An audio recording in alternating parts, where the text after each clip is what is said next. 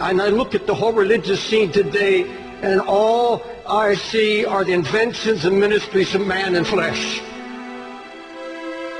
It's mostly powerless. It has no impact on the world. And I see more of the world coming into the church and impacting the church rather than the church impacting the world. I see the music taking over the house of God. I see entertainment taking over the house of God. An obsession with entertainment in God's house, a hatred of correction and a hatred of reproof. Nobody wants to hear it anymore. Whatever happened to anguish in the house of God? Whatever happened to anguish in the ministry?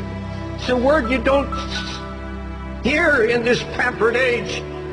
You don't hear it. Anguish means extreme pain and distress. The emotion so stirred that it becomes painful. Acute, deeply felt inner pain because of conditions about you, in you or around you. Anguish, deep pain, deep sorrow, agony of God's heart. We've held on to our religious rhetoric and our revival talk, but we've become so passive. All true passion is born out of anguish. All true passion for Christ comes out of a baptism of anguish. You search the scripture and you'll find that when God determined to recover a ruined situation, he would share his own anguish for what God saw happening to his church and to his people. And he would find a praying man, and he would take that man and literally baptize him in anguish. You find it in the book of Nehemiah. Jerusalem is in ruins. How is God going to deal with this? How is God going to restore the ruin? Now, folks, look at me. Nehemiah was not a preacher. He was a career man. But this was a praying man. And God found a man who would not just have a flash of emotion, not just some great sudden burst of concern and then let it die. He said, no, I broke down, and I wept, and I mourned, and I fasted, and then I began to pray night and day.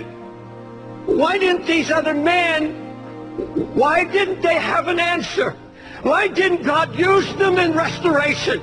Why didn't they have a word? Because there was no sign of anguish, no weeping, not a word of prayer. It's all ruin. Does it matter to you today? Does it matter to you at all that God's spiritual Jerusalem, the church, is now married to the world? That there's such a coldness sweeping the land? Closer than that, does it matter about the Jerusalem that's in our own hearts? The sign of ruin that's slowly draining spiritual power and passion, blind to lukewarmness, blind to the mixture that's creeping in. That's all the devil wants to do, is get the fight out of you and kill it. So you won't labor in prayer anymore. You won't weep before God anymore. You can sit and watch television and your family go to hell. Let me ask you, is what I just said convicted you at all? There's a great difference between anguish and concern. Concern is something that begins to interest you. You take an interest in a project or a cause or a concern or a need. I'm going to tell you something I've learned over all my years, the 50 years of preaching. If it is not born in anguish, if it has not been born by the Holy Spirit, where when you saw and heard of the ruin that drove you to your knees, took you down into a baptism of anguish where you began to pray and seek God, and all our projects, all our ministries, everything we do, where are the Sunday school teachers that weep over kids they know are not hearing and they're going to hell? You see, a true prayer life begins at the place of anguish.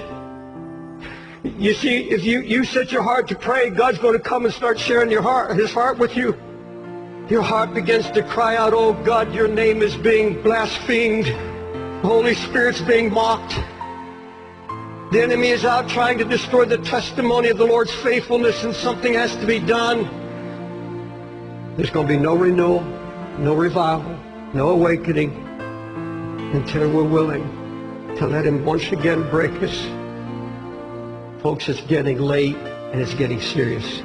Please don't tell me you're concerned when you're spending hours in front of internet or television. Come on. Lord, there's some need to get this altar and confess, I am not what I was. I am not where I'm supposed to be. God, I don't have your heart or your burden. I wanted it easy. Didn't want to be happy. But Lord, true joy comes. True joy comes out of anguish. There's nothing of the flesh will give you joy. I don't care how much money, I don't care what kind of new house. There is absolutely nothing physical can give you joy. It's only what is accomplished by the Holy Spirit when you obey him and take on his heart. Build the walls around your family. Build the walls around your own heart. Make you strong and impregnable against the enemy. God, that's what we desire.